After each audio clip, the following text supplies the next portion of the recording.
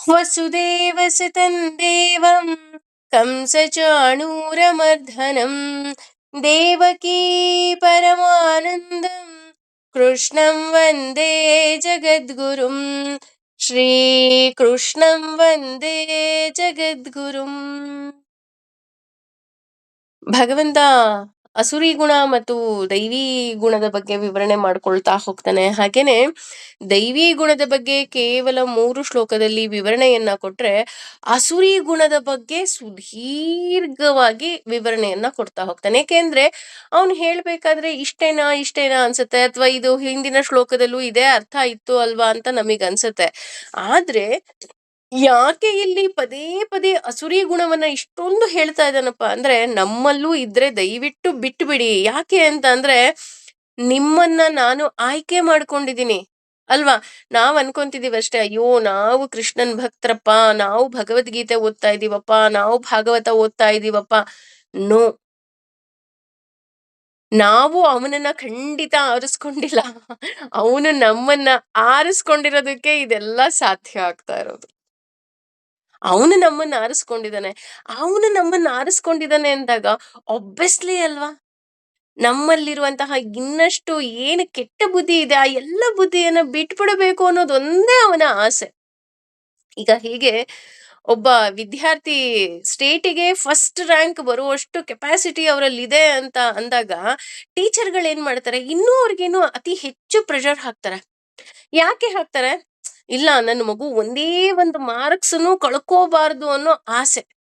ಅದೇ ರೀತಿ ಇಲ್ಲಿ ಭಗವಂತ ನಮ್ಮನ್ನ ಆರಿಸ್ಕೊಂಡಿದ್ದಾನೆ. ಇಷ್ಟು ಕೋಟ್ಯಾಂತರ ಜನದಲ್ಲಿ ನಾವು ಕೃಷ್ಣ ಅಂತಿದೀವಿ, ಭಗವಂತ ಅಂತಿದೀವಿ, ಪರಮಾತ್ಮ ಅಂತ ಇದೀವಿ. ಅಷ್ಟೇ ಅಲ್ಲದೆ ಅವನೇ ಉಪದೇಶ ಮಾಡಿದಂತಹ ಗೀತೆಯ ಅರ್ಥವನ್ನ ತಿಳ್ಕೊಳ್ಳುವಂತಹ ಶಕ್ತಿಯನ್ನ ಕೊಟ್ಟಿದ್ದಾನೆ ಅಂತ ಅಂದಾಗ ನಾವು ಅವನನ್ನ ಸೇರ್ಬೇಕು ಅಂತ ಅವನ ಆಸೆ ಪಡೋದ್ರಲ್ಲಿ ಖಂಡಿತ ತಪ್ಪಿಲ್ವೇ ಇಲ್ಲ ಅಲ್ವಾ. ಹಾಗಾಗಿ ನಾವಿನ್ನೂ ಅವನಿಗೆ ಹತ್ರ ಆಗ್ಬೇಕು ಅನ್ನೋ ಆಸೆ. ಈಗ ಹೇಗೆ ಆ ಯಾರೋ ಒಬ್ರು ನಮ್ಮನ್ನ ಪ್ರೀತಿಸ್ತಾರೆ ಅಂದಾಗ ಒಬ್ವಿಯಸ್ಲಿ ನಮಗೂ ಆಗತ್ತೆ, ಅವ್ರು ನನ್ನನ್ನೇ ತುಂಬಾ ಪ್ರೀತಿಸ್ಬೇಕು ಅಂತ ಅಲ್ವಾ. ಅದೇ ರೀತಿ ಇಲ್ಲಿ ಭಗವಂತನಿಗೆ ಆಸೆ, ನನ್ನ ಮಕ್ಕಳು ನನ್ನ ಮನೆಗೆ ವಾಪಸ್ ಬಂದ್ಬಿಡ್ಲಿ. ಅವರು ಏನು ನಾನು ಟ್ರಿಪ್ಪಿಗೆ ಅಂತ ಈ ಭೂಲೋಕಕ್ಕೆ ಕಳಿಸಿದ್ದೆ, ಆ ಟ್ರಿಪ್ ಸಾಕು, ಲೆಟ್ ದೆಮ್ ಕಮ್ ಬ್ಯಾಕ್ ಅಲ್ವಾ. ಏನೋ ಮಕ್ಳು ಆಸೆ ಪಟ್ರು ಅಂತ ಒಂದಿನ ನಾವು ಟೂರ್ ಕಳಿಸ್ತೀವಿ, ಅಥವಾ ಎಜುಕೇಶನ್ಗೆ ಅಂತ ಹೊರಗಡೆ ಕಳಿಸ್ತೀವಿ, ಅಥವಾ ವಿದ್ಯೆಗೆ ಅಂತ ನಾವು ವಿದೇಶಕ್ಕೆ ಕಳಿಸ್ತೀವಿ, ಉದ್ಯೋಗಕ್ಕೆ ಕಳಿಸ್ತೀವಿ. ಆದ್ರೆ ಎಲ್ಲೇ ಕಳ್ಸಿದ್ರು ನಮ್ಗೊಂದು ಆಸೆ ಇರುತ್ತಲ್ವಾ, ನನ್ನ ಮಕ್ಳು ನನ್ನ ಮನೆಗ್ ಬರ್ಬೇಕು. ಅದು ನೋಡಿ, ಗಂಡು ಮಕ್ಳಾದ್ರೂ ಓಕೆ, ಹೆಣ್ಮಕ್ಳಿಗೆ ಮದ್ವೆ ಮಾಡ್ಕೊಟ್ರು ಆಸೆ ಇರುತ್ತೆ, ಅಯ್ಯೋ ನನ್ ಮಗು ವರ್ಷಕ್ಕೊಂದ್ಸಲನಾದ್ರೂ ನನ್ ಮನೆಗ್ ಬರ್ಬೇಕಪ್ಪ ಅಂತ ಅಲ್ವಾ. ನೋಡ್ಬೇಕು, ನನ್ನ ಮಗು ಜೊತೆ ನಾನ್ ಇರ್ಬೇಕು ಅಂತ ಹೇಗೆ ಅಪ್ಪ ಅಮ್ಮ ಆಸೆ ಪಡ್ತೀವಿ ನಾವು, ಅದೇ ರೀತಿ ಭಗವಂತ ಈ ಎಲ್ಲ ಜ್ಞಾನವನ್ನ ಕೊಡ್ತಾ ಇದ್ದಾನೆ.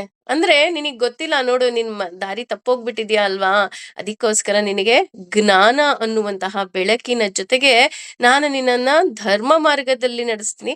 ಯಾಕೆ ಅಂದ್ರೆ ಧರ್ಮ ಮಾರ್ಗದಲ್ಲಿ ಜ್ಞಾನದ ದೀಪವನ್ನ ಹಿಡಿದು ನೀನು ಹೊರಟಾಗ ನೀನು ನನ್ನನ್ನ ಸೇರ್ತೀಯಾ. ಅದಕ್ಕೆ ಅವನನ್ನು ಹೇಳೋದು ಹೀ ಸೋ ಸೋ ಸ್ವೀಟ್. ಯಾಕೆ ಅಂತ ಅಂದ್ರೆ ಅವನ ಮಕ್ಕಳನ್ನ ಅವನು ಕರೆಸ್ಕೊಳ್ಳುವಂತಹ ದಾರಿಯನ್ನ ಅವನೇ ತೋರಿಸ್ತಾ ಇದ್ದಾನೆ. ಅದು ಅಸುರಿ ಗುಣಗಳ ಬಗ್ಗೆ ಇನ್ನೂ ವಿವರಣೆಯನ್ನ ಕೊಡ್ತಾ ಹೇಳ್ತಾ ಹೋಗ್ತಾನೆ. ಆತ್ಮ ಸಂಭಾವಿತಾ ಅಂದ್ರೆ ಆತ್ಮ ಸಂತೃಪ್ತರಾದ, ಸ್ತಬ್ಧ ಅಂದ್ರೆ ಉದ್ಘಟರು, ಧನ ಧನಮಾನ, ಹಣ ಮತ್ತು ಮಿಥ್ಯ ಗೌರವಗಳ ಮದ ಭ್ರಾಂತಿಯಲ್ಲಿ ಅನ್ವಿತಾಹ ಮಗ್ನರಾದ, ಯಜಂತೆ ಯಜ್ಞವನ್ನಾಚರಿಸುತ್ತಾರೆ, ನಾಮ ಹೆಸರಿಗೆ ಮಾತ್ರ, ಯಜ್ಞಗಳಿಂದ ತೇ ಅವರು, ದಂಭೇನ ಗರ್ವದಿಂದ, ಅವಿಧಿಪೂರ್ವಕಂ ಯಾವ ನಿಯಮ ನಿಯಂತ್ರಣವನ್ನು ಸಹ ಅನುಸರಿಸದ ಹಾಗೆ. ಅಂದ್ರೆ ಈ ಅಸುರಿ ಗುಣ ಇರೋರು ಹೇಗಿರ್ತಾರೆ ಅಂತ ಎಷ್ಟು ಸುಂದರವಾಗಿ ಭಗವಂತ ಈ ಶ್ಲೋಕದಲ್ಲಿ ಹೇಳ್ತಾನಪ್ಪ ಅಂತ ಅಂದ್ರೆ, ಈ ಅಸುರಿ ಗುಣದವರು ಸಹ ಯಜ್ಞ ಯಾಗಾದಿಗಳನ್ನ ಮಾಡ್ತಾರಂತೆ. ಯಜ್ಞ ಯಾಗದಿಗಳು, ಪೂಜೆ ಪುನಸ್ಕಾರ ಎಲ್ಲಾ ಮಾಡ್ತಾರಂತೆ. ಹಂಗಂದ ತಕ್ಷಣ ನಮಗ್ ಭಯ ಶುರು ಆಗ್ಬಿಡುತ್ತೆ. ಅಯ್ಯೋ ಇದೇನಪ್ಪ ಇದು, ಅವರು ಯಜ್ಞ ಯಾಗಾದಿಗಳನ್ನ ಮಾಡ್ತಿದ್ದಾರೆ, ಪೂಜೆ ಪುನಸ್ಕಾರಗಳನ್ನ ಮಾಡ್ತಾರೆ, ಹಾಗಿದ್ರೆ ಅವ್ರೆಲ್ರೂ ಭಗವಂತನಿಗೆ ಹತ್ತಿರವಾಗ್ತಾರಾ ಅಂತ ಅಂದ್ರೆ ಇಲ್ಲ. ನಾವು ಮಾಡುವಂತಹ ಪೂಜೆ ಪುನಸ್ಕಾರ ಯಜ್ಞಕ್ಕೂ ಸಹ ಅವರು ಮಾಡುವ ಯಜ್ಞಕ್ಕೂ ಬಹಳ ಭಿನ್ನವಾಗಿರುತ್ತಂತೆ. ಯಾಕೆ ಅಂತಂದ್ರೆ ಈ ಅಸುರಿ ಸಂಪತ್ತು ಹೊಂದಿರುವವರು ಯಜ್ಞಗಳನ್ನ ಮಾಡ್ತಾರೆ, ಆದ್ರೆ ಆ ಯಜ್ಞದಲ್ಲಿ ಭಕ್ತಿ ಇರೋದಿಲ್ಲ, ಶ್ರದ್ಧೆ ಇರೋದಿಲ್ಲ. ಅಂದ್ರೆ ಯಾಕೆ ಹಾಗಾದ್ರೆ ಅವ್ರು ಮಾಡ್ತಾರೆ? ಭಕ್ತಿ ಶ್ರದ್ಧೆ ಎರಡೂ ಇಲ್ಲ ಅಂತ ಅಂದ್ರೆ ಅವ್ರು ಹೋಮ ಹವನ ಅಥವಾ ಪೂಜೆ ಪುನಸ್ಕಾರವನ್ನ ಯಾಕೆ ಮಾಡ್ತಾರಪ್ಪ ಅಂತ ನೋಡೋದಿದ್ರೆ, ಕೇವಲ ತಮ್ಮನ್ನ ತಾವು ದೊಡ್ಡವರಾಗಿ ತೋರ್ಪಡಿಸೋದಿಕ್ಕೋಸ್ಕರ ಯಜ್ಞ ಯಾಗಾದಿಗಳನ್ನ ಮಾಡ್ತಾರೆ. ಅದಕ್ಕೆ ಇಲ್ಲಿ ಹೇಳ್ತಾ ಇದ್ದಾರೆ ಆತ್ಮ ಸಂಭಾವಿತಾಹ ಅಂತ. ಅಂದ್ರೆ ನಾನೇ ದೊಡ್ಡವನು ಅನ್ನೋ ಭಾವ ಅವರಲ್ಲಿ ಇರುತ್ತೆ. ಹಾಗಾಗಿ ಅವರು ಇನ್ನೊಬ್ರಿಗೆ ಬೆಲೆ ಕೊಡೋದಕ್ಕೆ ಸಾಧ್ಯನೇ ಇಲ್ಲ. ಅವ್ರು ಇನ್ನೊಬ್ರಿಗೆ ಬೆಲೆ ಕೊಡೋದಿಲ್ಲ. ಅದ್ರ ಜೊತೆಗೆ ಈಗ ಉದಾಹರಣೆ ಹೇಳ್ಬೇಕು ಅಂತ ಅಂದ್ರೆ, ಯಾರೋ ಒಬ್ರು 1,00,000 ಯಾವುದೋ ಒಂದು ಪೂಜೆಗೆ ಡೊನೇಷನ್‌ನ ಕೊಟ್ಟಿರ್ತಾರೆ ಅಂತ ಅನ್ಕೊಳ್ಳೋಣ. ಅವ್ರು ಯಾಕೆ ಕೊಟ್ಟಿರ್ತಾರೆ 1,00,000 ಡೊನೇಷನ್‌ನ ಅಂತ ಅಂದ್ರೆ, ನನಗೆ ಆ ಭಗವಂತನ ಸೇವೆ ಮಾಡೋದಿಕ್ಕೆ ಒಂದು ಅವಕಾಶ ಇರ್ಲಿ, ಬರ್ಲಿ ಅಂತ ಅಷ್ಟೆ. ಆದ್ರೆ ಅವ್ರ ಮೆಂಟಾಲಿಟಿ ಹೇಗಿರುತ್ತಪ್ಪ ಅಂದ್ರೆ, ಓಕೆ ಈಗ ನಾನು 1,00,000 ಕೊಟ್ಬಿಟ್ಟಿದ್ದೀನಿ, ನನಗೆ VIP ಟ್ರೀಟ್ಮೆಂಟ್ ಸಿಕ್ಕತ್ತೆ, ಅಲ್ಲಿ ಹೋದಾಗ ನನಗೆ ಜಾಸ್ತಿ ಬೆಲೆ ಕೊಡ್ತಾರೆ, ಅಥವಾ ನನಗೆ ಮೊದಲ ಪ್ರಾಶಸ್ತ್ಯವನ್ನ ಕೊಡ್ತಾರೆ. ಈ ರೀತಿಯಾದಂತಹ ಮನೋಭಾವ ಅವರಲ್ಲಿ ಇರುತ್ತೆ. ಅವರಲ್ಲಿ ವಿನಯ ಇರೋದಿಲ್ಲ, ಅದರ ಬದಲು ಅಹಂಕಾರ ಇರುತ್ತೆ. ನೋಡ್ರಿ ನೋಡಿದ್ರೇನ್ರಿ 1,00,000 ನಾನು ಡೊನೇಷನ್ ಕೊಟ್ಟಿರೋದು, ಅಥವಾ ನೋಡಿದ್ರಾ ಹೆಂಗೆ ಮಾಡಿಸ್ದೆ ನಾನು ಯಜ್ಞವನ್ನ, ಹೋಮವನ್ನ, ಹವನವನ್ನ, ಈ ರೀತಿ ಯಾರೂ ಮಾಡೇ ಇರಲಿಲ್ಲ. ಆ ನಿಜಕ್ಕೂ ಸಹ ಎಷ್ಟೋ ಜನ ಯಜ್ಞ ಯಾಗಾದಿಗಳು, ಪೂಜೆ ಪುನಸ್ಕಾರಗಳನ್ನ ಮಾಡ್ತಾರೆ, ಆದ್ರೆ ಅದರಲ್ಲಿ ಭಕ್ತಿನೇ ಇರೋದಿಲ್ಲ. ಕೇವಲ ತೋರ್ಪಡಿಕೆ. ಇಂಥ VIP ನ ಕರೆದೆ, ಅಂತ VIP ನ ಕರೆದೆ, ಇಂಥ ರಾಜಕಾರಣಿ ಈ ಪ್ರೋಗ್ರಾಮಿಗೆ ಬಂದಿದ್ರು, ಅಂತ ರಾಜಕಾರಣಿ ಬಂದಿದ್ರು. ನೀನು ಮಾಡ್ತಾ ಇರೋದೇನು? ಹೋಮ ಹವನ ಪೂಜೆ ಪುನಸ್ಕಾರ. ಅಲ್ಲಿ ಮುಖ್ಯವಾಗಿ ಬೇಕಾಗಿರೋದೇನು? ಭಕ್ತಿ ಅಥವಾ ಶ್ರದ್ಧೆ. ಅದೇ ಬಿಟ್ಟು ನೀನು ಇಂಥ VIP ನ ಕರೆದೆ, ಅಂತ VIP ನ ಕರೆದೆ, ಇಂಥವ್ರನ್ನ ಕರೆದೆ, ಅಂಥವ್ರನ್ನ ಕರೆದೆ, ಯಾಕೆ ಕರೆದ್ರು ಅಂತ ನೋಡೋದಾದ್ರೆ ಮಾರನೇ ದಿನ ಅವರಿಗೆ ಪೇಪರಲ್ಲಿ ಪಬ್ಲಿಸಿಟಿ ಬೇಕಲ್ಲ.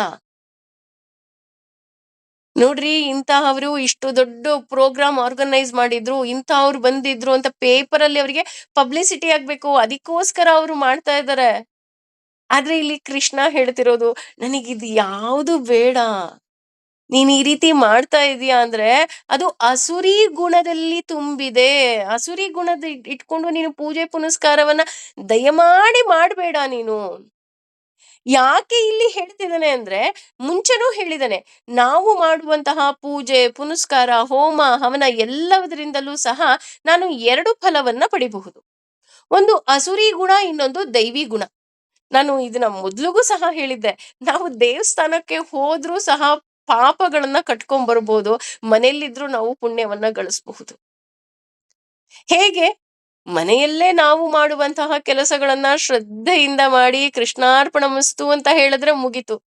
ಅದು ಬಿಟ್ಟು ನಾನು ದೇವಸ್ಥಾನಕ್ಕೆ ಹೋಗಿ ಅವ್ರು ಆ ತರ ಬಟ್ಟೆ ಹಾಕೊಂಡ್ ಬಂದಿದ್ದಾರೆ, ಇವ್ರು ಈ ತರ ಬಟ್ಟೆ ಹಾಕೊಂಡ್ ಬಂದಿದ್ದಾರೆ, ಅವ್ರು ಹಂಗ್ ಬಂದ್ರು, ಇವ್ರು ಹಿಂಗ್ ಬಂದ್ರು ಅಂತ ನಾನು ಬೇರೆಯವರ ಬಗ್ಗೆ ಇಲ್ಲ ಸಲ್ಲದ್ದೆಲ್ಲ ಮಾತಾಡ್ಕೊಂಡು ನನ್ನ ಮನಸ್ಸಿಗೆ ತುಂಬಿಕೊಂಡು ಬಂದೆ ಅಂದ್ರೆ ಅದರಿಂದ ಪಾಪ ಬರುತ್ತೆ ವಿನಃ ಪುಣ್ಯ ಹೇಗೆ ಬರೋದಿಕ್ಕೆ ಸಾಧ್ಯ? ಅಲ್ವಾ? ಹಾಗಾಗಿ ನಾವು 100 ಬಾರಿ ಯೋಚನೆ ಮಾಡ್ಬೇಕು. ನಾವು ಮಾಡುವಂತಹ ಪ್ರತಿಯೊಂದು ಕೆಲಸದಲ್ಲೂ ಸಹ ನಮಗೆ 2 ಬುಟ್ಟಿ ಕೊಟ್ಬಿಟ್ಟಿದ್ದಾನೆ ಭಗವಂತ. ನೀನು ಅಸುರಿ ಗುಣನ್ ಬೇಕಾದ್ರೂ ತುಂಬ್ಕೋ, ದೈವಿ ಗುಣವನ್ನ ಬೇಕಾದ್ರೂ ತುಂಬ್ಕೋ. ಪಾಪವನ್ನ ಬೇಕಾದ್ರೂ ತುಂಬ್ಕೋ, ಪುಣ್ಯವನ್ನ ಬೇಕಾದ್ರೂ ತುಂಬ್ಕೋ ಅಂತ. ಹಾಗೆ ಯಜ್ಞ ಮಾ ಮಾಡಲು ಅವ್ರು ಯಾಕೆ ಈ ರೀತಿ ಎಲ್ಲ ಮಾಡ್ತಾರಪ್ಪ ಅಂದ್ರೆ ಅವರನ್ನೇ ಹೊಗಳ್ಬೇಕು, ಅವ್ರ ಬಗ್ಗೆ ಇನ್ನೂ ಹೇಳ್ಬೇಕು, ಅಥವಾ ಬರೀ ಅಹಂಕಾರ, ತೋರ್ಪಡಿಕೆ. ಅವರು ಹಾಗೆ ಇನ್ಯಾರೂ ಮಾಡೋದೇ ಇಲ್ಲ, ಆ ರೀತಿಯಾದಂತಹ ಅಹಂಕಾರ ಭಾವ ಅವರಲ್ಲಿ ಇರುತ್ತೆ. ಯಾರಲ್ಲಿ? ಅಸುರೀ ಗುಣ ಹೊಂದಿರುವವರು ಪೂಜೆ ಪುನಸ್ಕಾರವನ್ನ ಮಾಡಿದ್ರೆ. ಹಾಗೆ ಧನ ಮಾನ ಮದಾನ್ವಿತಾಃ. ಅಂದ್ರೆ ಧನದ ಅಹಂಕಾರ, ಮದದ ಅಹಂಕಾರ ಇರುತ್ತೆ. ಅಯ್ಯೋ! ನೋಡಿ ನನ್ನತ್ರ ಪೂಜೆ ದುಡ್ಡು ಇದ್ದಿದ್ದಕ್ಕೆ ರೀ ನೀರ್ ಖರ್ಚು ಮಾಡ್ದಂಗೆ ಮಾಡಿ ನಾನು ಪೂಜೆಯನ್ನ ಮಾಡ್ದೆ. ಅವಶ್ಯಕತೆ ಇಲ್ಲ. ಭಗವಂತ ಕೇಳೋದೇನು? ಪತ್ರಂ ಪುಷ್ಪಂ ಫಲಂ ತೋಯಂ. ನೀನು ಒಂದೇ ಒಂದು ಹೂವು, ಒಂದೇ ಒಂದು ಪುಷ್ಪ, ಒಂದೇ ಒಂದು ಪುಷ್ಪ, ಒಂದೇ ಒಂದು ಎಲೆ ಅಥವಾ ಒಂದೇ ಒಂದು ಲೋಟ ನೀರಿಟ್ರೂ ಸಾಕು, ನಾನು ಸಂತೃಪ್ತನಾಗ್ತೀನಿ. ಆದ್ರೆ ಅದು ಭಕ್ತಿಯಿಂದ ಕೂಡಿರಬೇಕು. ಹೇಳಿದ್ನಲ್ಲ, ಹನುಮಂತನೇ ಹೆದರ್ಕೊಂತ ಇದ್ನಂತೆ ಹೂ ಕುಯ್ಬೇಕಾದ್ರೆ. ಯಾಕೆಂದ್ರೆ ಈ ಹೂ ಕುಯ್ಬೇಕಾದ್ರೆ ಕೇವಲ ಭಕ್ತಿನೇ ಇತ್ತಲ್ವಾ, ಅಲ್ಲೆಲ್ಲೂ ನಾನು ನನ್ನ ಮನಸ್ಸು ಇನ್ನೆಲ್ಲೋ ಹೋಗಿರ್ಲಿಲ್ವಲ್ಲ ಅಂತ. ಹನುಮನೇ ಅಷ್ಟು ಯೋಚನೆ ಮಾಡ್ಬೇಕಾದ್ರೆ ನಾವಿನ್ನೆಷ್ಟು ಯೋಚನೆ ಮಾಡ್ಬೇಕು. ನಾವು ದುಡ್ಡು ಕೊಟ್ಟು ಪೂಜೆ ಮಾಡೋ ಅಂದ್ರೆ ದುಡ್ಡು ಕೊಟ್ಟು ಹೂ ತಂದು ಪೂಜೆ ಮಾಡ್ಬೇಕಾದ್ರೆ ನಮ್ಗೆ ಎಷ್ಟು ಅಹಂಕಾರ ಇರುತ್ತೆ. ಇವತ್ತಿಷ್ಟು ಹೂ ತಂದೆ, ಅಷ್ಟು ಹೂ ತಂದೆ. ಇಲ್ಲ, ಅಲ್ಲಿ ಕೇವಲ ಭಕ್ತಿ ಮಾತ್ರ ಇರ್ಬೇಕು. ಅಲ್ಲಿ ಧನ ಮತ್ತೆ ಮದದ ಇರಬಾರ್ದು ಅಂತ ಹೇಳ್ತಾ ಹೋಗ್ತಾರೆ. ಹಾಗೇನೆ ಯಜಂತೆ ನಾಮ ಯಜ್ಞಸ್ಥೆ. ಅಂದ್ರೆ ಕೇವಲ ಹೆಸರಿಗೆ ಮಾತ್ರ ಯಜ್ಞವನ್ನ ಮಾಡ್ತಾರೆ. ಕೇವಲ ಯಾಕೆ ಈ ರೀತಿ ಮಾಡ್ತಾರಪ್ಪ ಅಂತ ಅಂದ್ರೆ, ನಾನೊಬ್ಬ ಧಾರ್ಮಿಕ ಅಂತ ಮುಖವಾಡ ಹಾಕೊಳ್ಳೋದಿಕ್ಕೋಸ್ಕರ ಮಾಡ್ತಾರಂತ. ನೋಡಿ, ಈ ಭಗವದ್ಗೀತೆ ಅರ್ಥ ತಿಳ್ಕೊಳ್ತಾ ಭಗವಂತ ನಮಗೆ ನಮ್ಮ ಜೀವನದಲ್ಲಿ ನಮ್ಮ ಸುತ್ತಮುತ್ತಲು ಎಂತ ಜನಗಳಿದ್ದಾರೆ ಅಂತ ತೋರ್ಪಡಿಸ್ತಾ ಹೋಗ್ತಾನೆ. ಇದಕ್ಕೆ ಉದಾಹರಣೆ ಹೇಳ್ಬೇಕು ಅಂತ ಅಂದ್ರೆ, ಇವತ್ತು ನುಡಿಮುತ್ತಲ್ಲೂ ನಾನು ಹೇಳಿದ್ದೆ. ಅಂದ್ರೆ ಒಂದು ಕುರಿ ಇರುತ್ತೆ. ಆ ಕುರಿ ಏನ್ ಮಾಡುತ್ತೆ ಅಂದ್ರೆ ಒಂದೇ ವಯಸ್ಸಾಗಿರುತ್ತೆ, ಆದ್ರೆ ದಷ್ಟಪುಷ್ಟವಾಗಿರುತ್ತೆ. ನರಿ ಅದಕ್ಕೆ ಹೊಂಚಾಕ್ತಾ ಇರುತ್ತೆ. ಹೊಂಚಾಕ್ತಾ ಇರ್ಬೇಕಾರೆ, ಇಲ್ಲ ನಾನು ಈಗ ಓಡ್ ಹೋಗಿ ಆ ಕುರಿಯನ್ನ ನಾನು ಸಾಯಿಸ್ಲಿಕ್ಕೆ ಹೋದ್ರೆ ಅದು ಓಡೋಗ್ಬಿಡುತ್ತೆ. ನಾನು ಯಾಕೆ ಪರಿಶ್ರಮ ಪಡಬೇಕು ಅಂತ ಏನ್ ಮಾಡುತ್ತೆ, ಮೊದಲು ಅದರ ಸ್ನೇಹವನ್ನ ಗಳಿಸುತ್ತೆ. ಸ್ನೇಹವನ್ನ ಗಳಿಸಿ ನಂತರ ಅದು ಹೇಳುತ್ತೆ, ಅಯ್ಯೋ ನೀನ್ ನನ್ನವನು ಅಂತ ಹೇಳಿ ಒಂದಿನ ಹೇಳುತ್ತೆ, ಅಯ್ಯೋ ಇಲ್ಲೆಲ್ಲ ನೋಡು ಎಲ್ಲ ಒಣಗೋಗ್ಬಿಟ್ಟಿದೆ, ಇನ್ನೊಂದ್ ಕಡೆ ತುಂಬಾ ಚೆನ್ನಾಗಿದೆ ಬಾ ಅಂತ, ಹುಲ್ಲು ಚೆನ್ನಾಗಿದೆ ಅಂತ ಕರ್ಕೊಂಡ್ ಹೋಗಿ ಒಂದು ಹಳ್ಳಕ್ಕೆ ಬೀಳ್ಸುತ್ತೆ. ಹಳ್ಳಕ್ಕೆ ಆ ಕುರಿ ಬಿದ್ದ ತಕ್ಷಣ ಅದು ಆ ಕುರಿಯನ್ನ ಬೇಟೆ ಆಡತ್ತೆ. ಆಗ ಕುರಿ ಹೇಳುತ್ತೆ, ನೀನ್ ನನ್ನನ್ನ ಬೇಟೆನೇ ಆಡ್ಬೇಕು ಅನ್ನೋ ಹಾಗಿದ್ದಿದ್ರೆ ನೀನು ಯಾಕೆ ಈ ರೀತಿ ನನ್ನವನು ಅನ್ನೋ ಮುಖವಾಡವನ್ನ ಹಾಕೊಂಡೆ ಅಂತ. ಯಾಕೆ ಅಂತ ಅಂದ್ರೆ ಇತ್ತೀಚಿನ ದಿನಗಳಲ್ಲೂ ಅಷ್ಟೇ ಹೇಳ್ಬಾರ್ದು, ತಪ್ಪಾಗ್ಬಹುದು. ಆದ್ರೆ ಕ್ಷಮೆ ಇರ್ಲಿ, ಎಷ್ಟೋ ಜನ ಈ ಆಧ್ಯಾತ್ಮಿಕ ಅನ್ನೋ ಮುಖವಾಡವನ್ನು ಸಹ ಹಾಕೊಳ್ತಾರೆ. ಯಜ್ಞವನ್ನ ಮಾಡ್ತೀವಿ, ಹವನವನ್ನ ಮಾಡ್ತೀವಿ, ಪೂಜೆಯನ್ನ ಮಾಡ್ತೀವಿ, ಪುನಸ್ಕಾರವನ್ನ ಮಾಡ್ತೀವಿ. ಈ ರೀತಿ ನಂಬಿಸಿ ಕೊನೆಗೆ ಏನ್ ಮಾಡ್ತಾರೆ? ಅವರು ಶಾಸ್ತ್ರಬದ್ಧವಾಗಿ ಮಾಡ್ತಾರಾ ಅಂತ ನೋಡೋದಿದ್ರೆ ಶಾಸ್ತ್ರಬದ್ಧವಾಗಿ ಮಾಡೋದಿಲ್ಲ. ಅದರ ಬದಲಾಗಿ ತೋರ್ಪಡಿಕೆಗೋಸ್ಕರ ಮಾಡ್ತಾರೆ, ಹೆಸರಿಗೋಸ್ಕರ ಮಾಡ್ತಾರೆ. ಯಾಕೆ ಅಂತಂದ್ರೆ ಆ ಯಜ್ಞ ಯಾಗಾದಿಗಳು ಕೇವಲ ಹೆಸರಿಗೆ. ನಾನು ಹೇಳಿದ್ನಲ್ಲ, ನಾನೊಬ್ಬ ಧಾರ್ಮಿಕ ಅಂತ ತೋರ್ಪಡಿಸ್ಬೇಕು ಅಂತ ಮಾಡ್ತಾರೆ. ನೀನು ಧಾರ್ಮಿಕ ಅಂತ ತೋರ್ಪಡಿಸ್ಬೇಕು ಅವಶ್ಯಕತೆನೇ ಇಲ್ಲ. ಯಾಕೆ ಅಂದ್ರೆ ನಿನ್ನ ಮನಸ್ಸಿನಲ್ಲಿ ನೀನು ಕೃಷ್ಣನನ್ನ ಸ್ಥಾಪನೆ ಮಾಡಿಸ್ಕೊಂಡ್ರೆ ಸಾಕು ಅಲ್ವಾ? ತೋರ್ಪಡಿಸೋ ಅವಶ್ಯಕತೆ ಇದೆಯಾ? ಇಲ್ಲೆಲ್ಲೂ ಪಾಪ ಕೃಷ್ಣ ಇಷ್ಟು 16ನೇ ಅಧ್ಯಾಯನು ಮುಗಿತಾ ಬಂತು, ಅಲ್ಲೆಲ್ಲೂ ಆತ ಹೇಳೇ ಇಲ್ಲ ನೀನ್ ತೋರ್ಪಡಿಸು, ನೀನ್ ಈ ರೀತಿ ಮಾಡು, ಆ ರೀತಿ ಮಾಡು ಅಂತ. ಅದೇ ರೀತಿ ದಂಬೇನ ನಾಟಕ ಮಾಡ್ತಾರೆ. ಹೇಗೆ ಅಂತ ಅಂದ್ರೆ, ಅವರ ನಾಟಕ ಮಾಡಬೇಕಾದ್ರೆ ಬಹಳ ವಿನಯದಿಂದ ನಾಟಕ ಮಾಡ್ತಾರೆ. ನೋಡಿ, ಅಂದ್ರೆ ಯಾಕೆ ನಮಗೆ ಈ ಕೃಷ್ಣ ಇದು ಇಷ್ಟೆಲ್ಲ ವಿಷಯವನ್ನ ಹೇಳ್ತಿದಾನಪ್ಪ ಅಂತ ಅಂದ್ರೆ, ನಮ್ಮ ಸುತ್ತಮುತ್ತಲೂ ಸಹ ಈ ಅಸುರಿ ಗುಣದವರು ಇರಬಹುದು, ನೀನು ಹುಷಾರಾಗಿರು.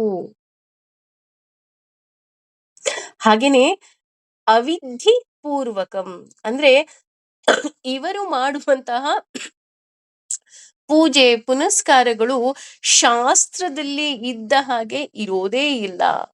ಬರೀ ತೋರ್ಪಡಿಕೆಗೋಸ್ಕರ ಇರ್ತಾರೆ. ಈಗ ಹೇಳ್ಬೇಕು ಅಂದ್ರೆ ಆ ನಾವು ಮೊದ್ಲೆಲ್ಲ ಪುರೋಹಿತರ ಬಳಿ ಹೋಗಿ ನಾವು ಇಂಥ ಪೂಜೆಯನ್ನ ಮಾಡ್ಬೇಕು, ಇಂಥ ಪುನಸ್ಕಾರವನ್ನ ಮಾಡ್ಬೇಕು ಅಂದ್ರೆ, ಅವರು ಒಂದಿಷ್ಟು ಸಾಮಾನಿನ ಪಟ್ಟಿಯನ್ನ ಕೊಡೋರು. ಇಷ್ಟು ಸಾಮಾನು ಇಟ್ಕೊಳ್ಳಿ, ನಾನು ಬಂದು ಪೂಜೆ ಪುನಸ್ಕಾರವನ್ನ ಮಾಡ್ತೀನಿ ಅಂತ. ಆದ್ರೆ ಈ ಇತ್ತೀಚೆಗೆ ಹೇಗಾಗೋಗ್ಬಿಟ್ಟಿದೆ ಅಂದ್ರೆ, ಅವರು ಮೊದ್ಲೇ ಕೇಳ್ತಾರೆ. ನಿಮಗೆ ಯಾವ ಲೆವೆಲಲ್ಲಿ ಪೂಜೆ ಬೇಕು? ಉದಾಹರಣೆ ಆ ನಾನ್ ಮೊದ್ಲೇ ಕ್ಷಮೆ ಕೇಳ್ತಾ ಇದ್ದೀನಿ. ಒಂದು ಸತ್ಯನಾರಾಯಣ ಸ್ವಾಮಿ ಪೂಜೆ ಮಾಡ್ಬೇಕು ಅಂತ ಅಂದ್ರೆ, ನಿಮಗೆ ಎಷ್ಟು ದುಡ್ಡಲ್ಲಿ ಆಗ್ಬೇಕು? ₹1,000 ಆಗ್ಬೇಕಾ? ₹5,000 ಆಗ್ಬೇಕಾ? ₹10,000 ಆಗ್ಬೇಕಾ? ₹50,000 ಆಗ್ಬೇಕಾ? ಬಜೆಟ್ ಫ್ರೆಂಡ್ಲಿ ಪೂಜೆ ಆಗೋಗ್ಬಿಟ್ಟಿದೆ. ನಾವು ಸಪೋಸ್ ಇಲ್ಲ ನಾನು ಕೇವಲ ಭಕ್ತಿ ನಾವು ತುಂಬಾ ಕಷ್ಟದಲ್ಲಿದ್ದೀವಿ. ಏನೋ ಒಂದು ಪೂಜೆ ಮಾಡ್ಬೇಕು ಅಂದ್ರೆ, ಏನಿಲ್ಲ ಒಂದ್ ಚಿಪ್ ಬಾಳೆಹಣ್ಣು, ಒಂದು ತೆಂಗಿನಕಾಯಿ ಸಾಕು ಅಷ್ಟೇ. ಒಂದೇ ಒಂದ್ ಕಳಶ ಸಾಕಷ್ಟೇ. ಏನು ಬೇಡ ಅಂದ್ಬಿಟ್ಟು ಅಷ್ಟ್ರಲ್ಲೇ ಪೂಜೆ ಮುಗಿಸ್ತಾರೆ. ಅದೇ ನಾವು 50,000, 60,000 ಅಂದ ತಕ್ಷಣ ಅಲ್ಲಿ ಹೆಚ್ಚು ಕಮ್ಮಿ ದೇವ್ರೊಬ್ಬ ಇರಲ್ಲ. ಇನ್ನೆಲ್ಲ ಇಡೀ ವೈಕುಂಠನೇ ತಂದು ನಿಲ್ಲಿಸ್ಬಿಡ್ತಾರೆ ಅಲ್ಲಿ. ಅಲ್ವಾ? ಆದ್ರೆ ಅಲ್ಲಿ ನಿಜವಾಗ್ಲೂ ಬೇಕಾಗಿರೋದೇನು? ಭಕ್ತಿನಾ? ಅಥವಾ ತೋರ್ಪಡಿಕೆನಾ ಅಂತ ನಾವು ಯೋಚನೆ ಮಾಡ್ಬೇಕಾಗತ್ತೆ. ಅದಕ್ಕೆ ಇಲ್ಲಿ ಹೇಳೋದು, ಅಲ್ಲಿ ಶಾಸ್ತ್ರನೇ ಇರೋದಿಲ್ಲ. ಆ ಅಂದ್ರೆ ಆ ಹೇಗ್ ಹೇಳೋದು ನನಗೂ ಗೊಂದಲ ಇದೆ. ಅಂದ್ರೆ ಈಗ ನೋಡಿ, ಉದಾಹರಣೆ ಹೇಳ್ಬೇಕು ಅಂದ್ರೆ ಸತ್ಯನಾರಾಯಣ ಸ್ವಾಮಿ ಪೂಜೆ ಅಂದ್ರೆ ಅಲ್ಲೊಂದು ಕಳಶ ಇರಬೇಕು. ಕಳಶದಲ್ಲಿ ದೇವರನ್ನ ಸ್ಥಾಪನೆ ಮಾಡ್ಬೇಕು, ಪೂಜೆ ಮಾಡ್ಬೇಕು. ಈಗ ಹೇಳಿದ್ನಲ್ಲ ತೋರ್ಪಡಿಕೆ. ಒಂದು ಕಳಶದ ಬದಲು 2 ಕಳಶ ಆಗುತ್ತೆ. ಒಂದು ಲಕ್ಷ್ಮಿ, ಒಂದು ನಾರಾಯಣ ಅಂತ ಆಗುತ್ತೆ. ಅದಕ್ಕೆ ಒಂದು ಪಂಚೆ ಉಡ್ಸು, ಅದಕ್ಕೆ ಒಂದು ಸೀರೆ ಉಡ್ಸು, ಅದಕ್ಕೆ ಅಲಂಕಾರ ಮಾಡು. ಆದ್ರೆ ಇದೆಲ್ಲ ಶಾಸ್ತ್ರದಲ್ಲಿ ಇದೆಯಾ ಅಂತ ನೋಡೋದಾದ್ರೆ ಖಂಡಿತವಾಗ್ಲೂ ಯಾವ ಶಾಸ್ತ್ರದಲ್ಲೂ ಇಲ್ಲ. ಶಾಸ್ತ್ರದಲ್ಲಿ ಇರೋದೇನು? ಕಳಶದಲ್ಲಿ ಪ್ರಾಣ ಪ್ರತಿಷ್ಠಾಪನೆ ಅಷ್ಟೇ. ಅಲ್ವಾ? ನೀವಲ್ಲಿ ಸೀರೆ ಉಡಿಸ್ಬೇಕು, ಮುಖವಾಡ ಹಾಕ್ಬೇಕು, ಒಡವೆಗಳು ಹಾಕ್ಬೇಕು, ಜ್ಯುವೆಲ್ಸ್ ಹಾಕ್ಬೇಕು. ಈವನ್ ನಾವು ವರಮಹಾಲಕ್ಷ್ಮಿ ಪೂಜೆ ಮಾಡ್ಬೇಕಾದ್ರೂ ಅಷ್ಟೇ. ಲಕ್ಷ್ಮಿಯನ್ನ ಆ ಕಳಶದಲ್ಲಿ ಸ್ಥಾಪನೆ ಮಾಡ್ಬೇಕು ಅಂತ ಇದೆಯೇ ವಿನಃ, ನೀನು ರೇಷ್ಮೆ ಸೀರೆನೇ ಉಡಿಸ್ಬೇಕು, ಮೈಸೂರ್ ಸಿಲ್ಕ್ ಸೀರೆ ಉಡಿಸ್ಬೇಕು, ಅದಕ್ಕೆ 2 ಕೆಜಿ ಬಂಗಾರನೇ ಹಾಕ್ಬೇಕು. ಎಲ್ಲಾದ್ರೂ ಶಾಸ್ತ್ರದಲ್ಲಿ ಇದೆಯಾ ಅಂತ ನೋಡೋದಾದ್ರೆ ಖಂಡಿತ ಎಲ್ಲೂ ಶಾಸ್ತ್ರದಲ್ಲಿ ಇಲ್ಲ. ಅದಿರೋದೆಲ್ಲಿ? ತೋರ್ಪಡಿಕೆ. ನಮ್ಮನೇಲಿ ಹೆಂಗೆ ಲಕ್ಷ್ಮಿ ಕೂರ್ಸಿದ್ವಿ ಗೊತ್ತೇನ್ರಿ? ಹಾಗಾಗಿ ಇಲ್ಲಿ ಇವ್ರು ಶಾಸ್ತ್ರ ಸನ್ನಿಹಿತದಲ್ಲಿ ಇಲ್ಲದೆ ಇರೋದು ಮಾಡ್ದಾಗ ಏನ್ ಮಾಡ್ತಾರೆ, ಆಗ ಅಲ್ಲಿ ರಾಜಕಾರಣಿಗಳನ್ನೋ, ಫಿಲಂ ಆಕ್ಟರ್ಸ್‌ನೋ, ಇನ್ನೊಬ್ರನ್ನೋ, ಮತ್ತೊಬ್ರನ್ನೋ ಅವರ ಪಬ್ಲಿಸಿಟಿಗೋಸ್ಕರ ಕರೆಸ್ಕೊಳ್ತಾರೆ ಆ ಕಾರ್ಯಕ್ರಮಕ್ಕೆ. ಆದ್ರೆ ಇಲ್ಲಿ ಭಕ್ತಿ ಅಂತ ಅಂದ್ರೆ ಅಥವಾ ಯಜ್ಞ, ಯಾಗ, ಪೂಜೆ, ಪುನಸ್ಕಾರ ಅಂದಾಗ ಅಲ್ಲಿ ಕೇವಲ ಶ್ರದ್ಧೆ ಇರ್ಬೇಕು. ಆದ್ರೆ ಇವರುಗಳು ಮಾಡುವಂತಹ ಆ ಪೂಜೆಯಲ್ಲಿ ಯಾವುದೇ ರೀತಿಯಾದಂತಹ ಶ್ರದ್ಧೆ ಇರುವುದಿಲ್ಲ. ಇದು ಅಸುರಿ ಗುಣದ ಲಕ್ಷಣ ಅಂತ ಭಗವಂತ ಹೇಳ್ತಾ ಇದ್ದಾನೆ. ಹಾಗಾಗಿ ಯೋಚನೆ ಮಾಡಿ ನಮ್ಮಲ್ಲೂ ಆ ರೀತಿಯಾದಂತಹ ಸಂಪ್ರದಾಯಗಳು ಮಾಡ್ಕೊಂಡು ಬಿಟ್ಟಿದ್ರೆ, ಯಾಕೆಂದ್ರೆ ಸಂಪ್ರದಾಯ ಇದೆ, ಶಾಸ್ತ್ರ ಇದೆ. ಅದ್ರಲ್ಲಿ ಏನಿದೆ ಅದನ್ನ ಮಾತ್ರ ನಾವು ಮಾಡ್ಬೇಕೇ ವಿನಃ ಇಲ್ಲ ಸಲ್ಲದ್ದು ಖಂಡಿತವಾಗ್ಲೂ ಸಹ ಮಾಡಬಾರ್ದು ಅಂತ ಇಲ್ಲಿ ಹೇಳ್ತಾ ಹೋಗ್ತಾರೆ. ಅದೇ ರೀತಿ ಇದು ಮುಂದುವರೆದು ಹೇಳ್ತಾ ಹೋಗ್ತಾರೆ.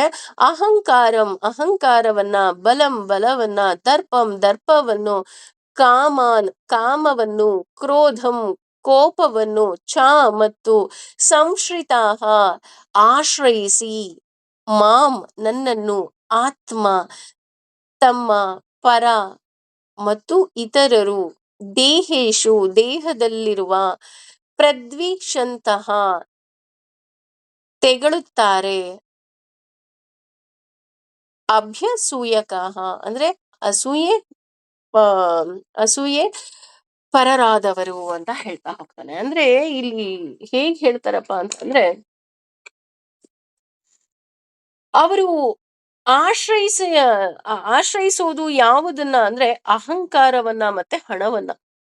ಆದ್ರೆ ನಿಜವಾಗ್ಲೂ ಸಹ ನಾವು ಆಶ್ರಯಿಸಬೇಕಾಗಿರುವುದು ಯಾರನ್ನ ಅಂದ್ರೆ ಭಗವಂತನನ್ನ ಮಾತ್ರ ಆಶ್ರಯಿಸ್ಬೇಕು.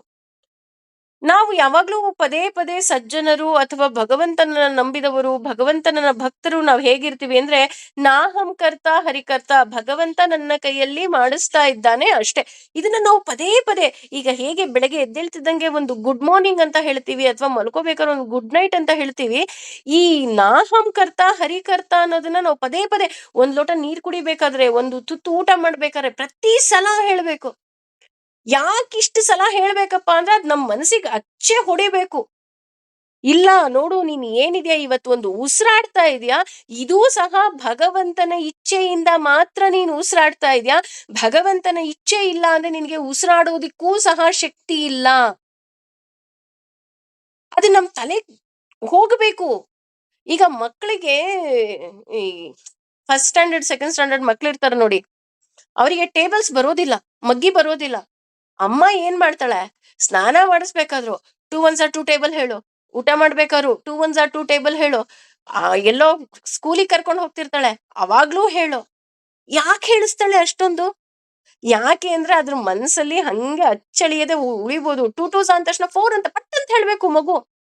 ಅದೇ ರೀತಿ ಹೇಗೆ ನಾವು ಮಕ್ಕಳಿಗೆ ಟೇಬಲ್ಸ್‌ನ ಪ್ರಾಕ್ಟೀಸ್ ಮಾಡಿಸ್ತೀವಿ, ಆ ರೀತಿ ನಾವು ನನ್ನ ಮನಸ್ಸಿಗೆ ಪ್ರತಿ ದಿನ ಹೇಳ್ಬೇಕು, ನಾಹಂ ಕರ್ತ ಹರಿಕರ್ತ.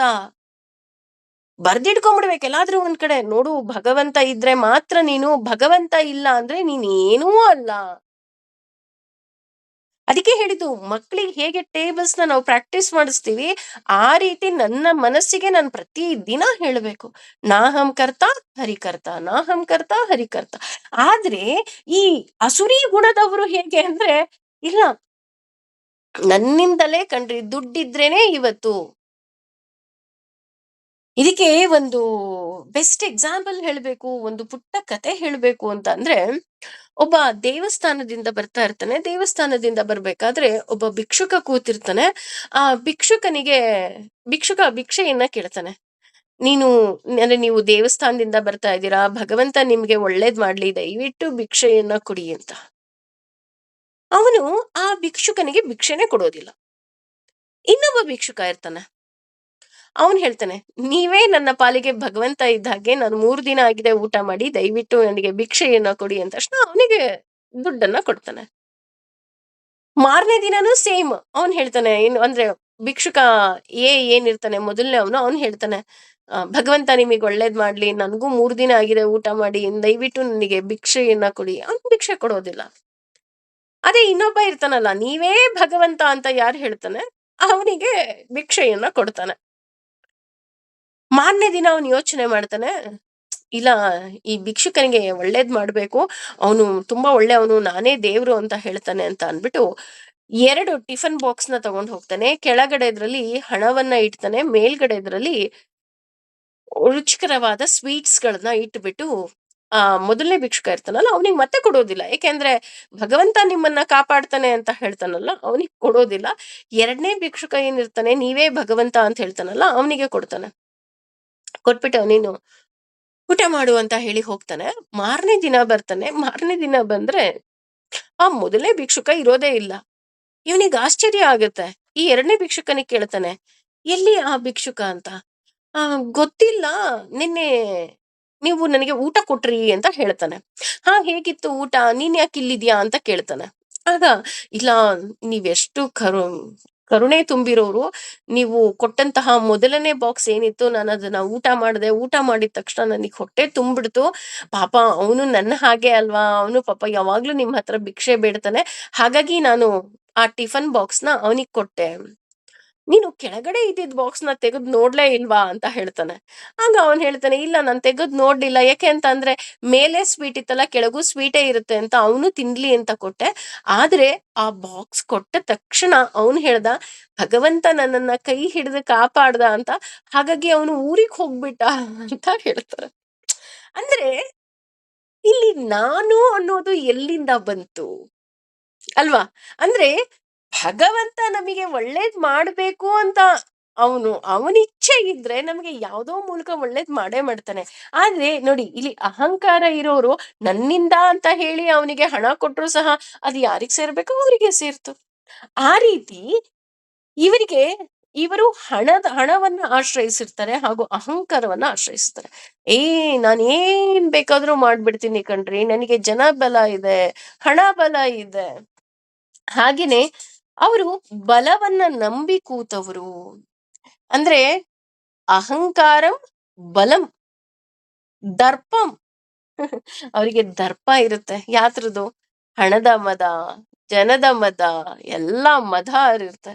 ಅದರಿಂದ ಏನಾಗತ್ತಪ್ಪ ಅಂತ ಅಂದ್ರೆ ಕಾಮ ಕ್ರೋಧಂಚ ಸಂಶ್ರಿತಾಹ. ಕಾಮ ಕ್ರೋಧ ಅವರಲ್ಲಿ ಹೆಚ್ಚಾಗಿರುತ್ತೆ. ಯಾಕೆಂದ್ರೆ ನಮಗೂ ಗೊತ್ತು, ಕ್ರೋಧ ಹೆಚ್ಚಾಗೋದು ಕಾಮ ಹೆಚ್ಚಾದಾಗಲೇ. ಅಂದ್ರೆ ಆಸೆಗಳು ಹೆಚ್ಚಾದಾಗ ಆ ಎಲ್ಲ ಆಸೆಗಳು ಈಡೇರ್ಲಿಲ್ಲ ಅಂದ್ರೆ ಅದೆಲ್ಲವೂ ಏನಾಗುತ್ತೆ, ಕೋಪವಾಗಿ ಪರಿವರ್ತನೆ ಆಗ್ತಾ ಹೋಗುತ್ತೆ. ಹಾಗಾಗಿ ಇವರು ಕೋಪಕ್ಕೆ ಹಾಗೂ ಕ್ರೋಧಕ್ಕೆ ಒಳಗಾಗ್ತಾ ಹೋಗ್ತಾರೆ. ಹಾಗಾಗಿ ಇವರು ನನ್ನನ್ನ ದ್ವೇಷಿಸ್ತಾರೆ. ಐ ಮೀನ್ ಕೃಷ್ಣನನ್ನ ಇವರು ದ್ವೇಷಿಸ್ತಾರೆ. ಯಾವ ಕೃಷ್ಣನನ್ನ ದ್ವೇಷಿಸ್ತಾರಪ್ಪ ಅಂತ ಅಂದ್ರೆ, ದೇವಸ್ಥಾನದಲ್ಲಿ ಭಗವಂತ ಇದನ್ನಲ್ಲ, ದೇವಸ್ಥಾನದಲ್ಲಿರೋ ದೇವರನ್ನ ಇವರು ದ್ವೇಷಿಸ್ತಾರ ಅಂದ್ರೆ ಅಲ್ಲ, ಅವ್ರನ್ನ ಅವರು ದ್ವೇಷಿಸೋದಿಲ್ಲ. ಅದು ಬಿಟ್ಟು ಯಾರನ್ನ ದ್ವೇಷಿಸ್ತಾರಪ್ಪ ಅಂದ್ರೆ ಮಾಮಾತ್ಮ ಪರದೇಹೇಶು. ಅಂದ್ರೆ ಅವರೊಳಗೆ ಇರುವಂತಹ ನನ್ನನ್ನ ಹಾಗೂ ಎಲ್ಲರ ಒಳಗೆ ಇರುವಂತಹ ದೇವರನ್ನ ದ್ವೇಷಿಸ್ತಾರೆ. ಅಂದ್ರೆ ನಾನೇ ಎಲ್ಲ, ದೇವರೇ ಇಲ್ಲ ಅಂತ ಹೇಳ್ತಾ ಹೋಗ್ತಾರೆ. ಹಾಗೂ ಯಾರಾದ್ರೂ ಅವರ ಬಳಿ ದೇವರ ಬಗ್ಗೆ ಹೇಳ್ತಾ ಹೋದ್ರೆ ನಿಮಗೇನ್ರಿ ಗೊತ್ತು ಅಂತ ಹೇಳಿ ಅವರಲ್ಲಿರುವಂತಹ ಭಗವಂತನಿಗೂ ಸಹ ಇವರು ಅವಮಾನವನ್ನ ಮಾಡ್ತಾರೆ. ಅದಕ್ಕೆ ಹೇಳೋದು ಪತಾ ನಹಿ ಕಿಸ್ ರೂಪ್ ಮೇ ಆಕರ್ ನಾರಾಯಣ ಮಿಲ್ ಜಾಯೇಗಾ ಅಂತ ಅಲ್ವಾ? ಭಗವಂತ ಯಾವ ರೂಪದಲ್ಲಿ ಬೇಕಾದ್ರೂ ನಮ್ಮ ಮುಂದೆ ಬಂದು ನಿಂತ್ಕೋಬಹುದು. ಯಾಕೆ ಅಂತ ಅಂದ್ರೆ ಭಗವಂತ ನಮ್ಮನ್ನ ಒಂದು ಪ್ರಾಣಿಯ ರೂಪದಲ್ಲೋ, ನಮ್ಮೊಂದು ಬಂಧುವಿನ ರೂಪದಲ್ಲೋ, ನಮ್ಮ ಎದುರುಗಡೆ ಇರುವಂತಹ ಜೀವಿಯ ರೂಪದಲ್ಲೋ, ಇನ್ನೊಂದು ರೂಪದಲ್ಲೋ, ಮತ್ತೊಂದು ರೂಪದಲ್ಲೋ ಗೊತ್ತಿಲ್ಲ. ಯಾವ ರೂಪದಲ್ಲಿ ಭಗವಂತ ಇವತ್ತು ನನಗೆ ದರ್ಶನ ಕೊಡ್ತಾನೋ ಗೊತ್ತಿಲ್ಲ. ಹಾಗಾಗಿ ಪ್ರತಿಯೊಬ್ಬರನ್ನ ಪ್ರತಿಯೊಂದು ಕ್ಷಣದಲ್ಲಿ ನಾವು ಅವನನ್ನ ಬೆಲೆ ಕೊಡಬೇಕು. ಯಾಕೆ ಅಂತ ಅಂದ್ರೆ ನಾವು ಎಕ್ಸ್ಪೆಷಲಿ ದೇವಸ್ಥಾನಗಳಿಗೆ ಹೋಗ್ತೀವಿ. ದೇವಸ್ಥಾನಕ್ಕೆ ಹೋಗೋದೇ ದೇವರನ್ನ ನೋಡೋದಿಕ್ಕೆ ಅಂತ. ಆ ಕ್ಯೂನಲ್ಲಿ ನಿಂತಿರ್ತೀವಿ, ಜಗಳ ಕಾಯ್ತಾ ಇರ್ತಾರೆ, ಕೋಪ ಮಾಡ್ಕೊಳ್ತಿರ್ತಾರೆ, ಸಿಟ್ಟು ಮಾಡ್ತಾ ಇರ್ತಾರೆ. ಯಾರಿಗ್ ಗೊತ್ತು, ಯಾರ್ದೋ ರೂಪದಲ್ಲಿ ಭಗವಂತ ನಿಮ್ಮನ್ನ ಪರೀಕ್ಷೆ ಮಾಡ್ತಾ ಇರಬಹುದಲ್ವಾ? ಮಾಡುವ ಸಾಧ್ಯತೆನೂ ಇದೆ ಅಲ್ವಾ? ಈ ರೀತಿ ಯಾಕೆ ಜನ ಯೋಚನೆ ಮಾಡೋದಿಲ್ಲ? ಹಾಗಾಗಿ ಅವ್ರು ಏನ್ ಮಾಡ್ತಾರೆ, ಎಲ್ಲರನ್ನ ಬೈತಾ ಇರ್ತಾರೆ. ನಾವು ಬೇರೆಯವರು ತಪ್ಪು ಮಾಡಿದಾಗ ಬೈಬೇಕಾದ್ರೂ ಸಹ 100 ಸಾರಿ ಯೋಚನೆ ಮಾಡ್ಬೇಕು. ಅಯ್ಯೋ, ಅವರಲ್ಲಿರೋ ಭಗವಂತನಿಗೆ ಎಲ್ಲಿ ನಾನು ಬೈದ್ ಬಿಡ್ತೀನಪ್ಪ, ಬೇಡಪ್ಪ, ನನ್ನಿಂದ ಪಾಪ ಆಗೋದು ಬೇಡ. ಯಾಕೆ ಅಂತ ಅಂದ್ರೆ ನಮ್ಮ ಮಾತಿನಲ್ಲಿ ಬರುವಂತಹ ಪ್ರತಿಯೊಂದು ಶಬ್ದವೂ ಸಹ ಭಗವಂತನ ಪಾದಕ್ಕೆ ಹೋಗಿ ಸೇರ್ಬೇಕೇ ವಿನಃ ಅದು ನಮಗೆ ಶಾಪವಾಗಿ ಪರಿವರ್ತನೆ ಆಗಬಾರದು. ಹಾಗಾಗಿ ನಮ್ಮ ಮಾತು, ನಮ್ಮ ನಡವಳಿಕೆ, ನಮ್ಮ ಮನಸ್ಸು ಎಲ್ಲವುದೂ ಸಹ ಅವನ ಅಧೀನದಲ್ಲಿದ್ರೇನೆ ಬಹಳ ಒಳ್ಳೇದು. ಹಾಗಾಗಿ ಇವ್ರು ಹೇಗಿರ್ತಾರಪ್ಪ ಅಂತ ಅಂದ್ರೆ ಪ್ರದ್ವಿಷಂತೋಭ್ಯ ಸೂಯಕಾಹ. ದೇವರನ್ನ ಕಂಡ್ರೆ ಆಗೋದಿಲ್ಲ ಇವರಿಗೆ. ದೇವ್ರ ಬಗ್ಗೆ ಹೇಳಿದ್ರೆ ಆಗೋದಿಲ್ಲ. ಬನ್ರಿ ದೇವ್ರ ಬಗ್ಗೆ ಕೇಳಿ, ದೇವರ ಮಹಿಮೆಯನ್ನ ಕೇಳಿ.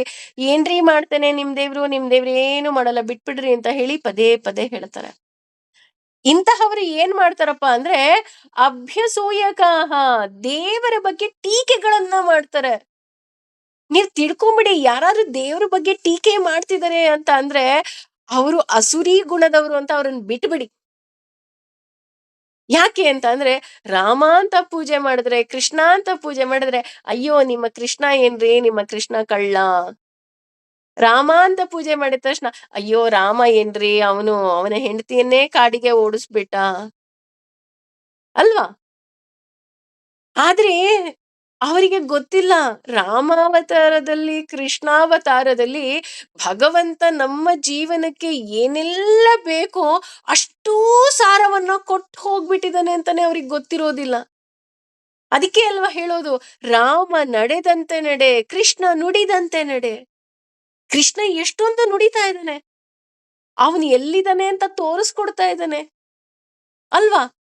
ಅಷ್ಟೇ ಅಲ್ಲ, ಕೃಷ್ಣನ ಒಂದೊಂದು ವಾಣಿ ಏನಿದೆ ಭಗವದ್ಗೀತೆಯ 700 ಶ್ಲೋಕಗಳು, 18 ಅಧ್ಯಾಯದಲ್ಲಿ ಒಂದೊಂದು ಸಹ ನಮ್ಮ ಜೀವನದಲ್ಲಿ ನಾವು ಅಳವಡಿಸ್ಕೊಂಡ್ಬಿಟ್ರೆ ಭಗವಂತನನ್ನ ಯಾರಿಗೆ ಗೊತ್ತು, ಈ ಜನ್ಮದಲ್ಲೇ ನಾವು ಸೇರ್ಬಹುದೇನೋ. ಆದ್ರೆ ನಾವ್ ಇದನ್ನೆಲ್ಲ ಮರ್ತೇ ಬಿಡ್ತೀವಿ. ರಾಮ ನಡೆದಂತೆ ನಡೆ. ಅವನು ತೋರಿಸ್ತಾನೆ ಧರ್ಮ ಸ್ಥಾಪನೆಯನ್ನ ಹೇಗೆ ಮಾಡಬೇಕು, ರಾಮರಾಜ್ಯವನ್ನ ಹೇಗೆ ಕಟ್ಟಬೇಕು. ಅವನಲ್ಲಿ ಕೇವಲ ಪತಿಯಾಗಿ ಆ ಕೆಲವು ಜವಾಬ್ದಾರಿಯನ್ನ ತೆಗೆದುಕೊಂಡಿರೋದಿಲ್ಲ, ಅವನು ರಾಜನಾಗಿ ತಗೊಂಡಿರ್ತಾನೆ. ಹಾಗಾಗಿ ನಾವು ಪ್ರತಿಯೊಂದನ್ನು ಸಹ ನಮ್ಮ ದೇವರ ಬಗ್ಗೆ ಅವ್ರು ಯಾರು ಟೀಕೆ ಮಾಡ್ತಿದ್ದಾರೆ ಅಂದ್ರೆ, ಅಯ್ಯೋ ಅವ್ರ ಹಣೆ ಬರ ಅಂತ ಬಿಟ್ಬಿಡ್ಬೇಕಷ್ಟೆ. ಆದ್ರೆ ಅವರು ಹೇಳಿದ್ರು ಅಂತ ನಮ್ಮ ದೇವರಗಳ ಬಗ್ಗೆ ನಾವು ಯಾವತ್ತೂ ಸಹ ನೆಗೆಟಿವ್ ಥಾಟ್ಸ್ನ ನಮ್ಮ ತಲೆಯಲ್ಲಿ ಇಟ್ಕೋಬಾರ್ದು. ಯಾಕೆ ಅಂತ ಅಂದ್ರೆ ರಾಮ ಕೃಷ್ಣ ಅಂತ ಅನ್ನೋದಕ್ಕೇನೆ ಎಷ್ಟೋ ಜನ್ಮದ ಪುಣ್ಯ ಬೇಕು. ರಾಮ ಅಂತ ಅಂದ್ರೇನೆ ಅಗ್ನಿ ಬೀಜ. ನಮ್ಮಲ್ಲಿರುವಂತಹ ಕಷ್ಟಗಳನ್ನ ಆತ ಕರಗಿಸ್ತಾ ಹೋಗ್ತಾನೆ.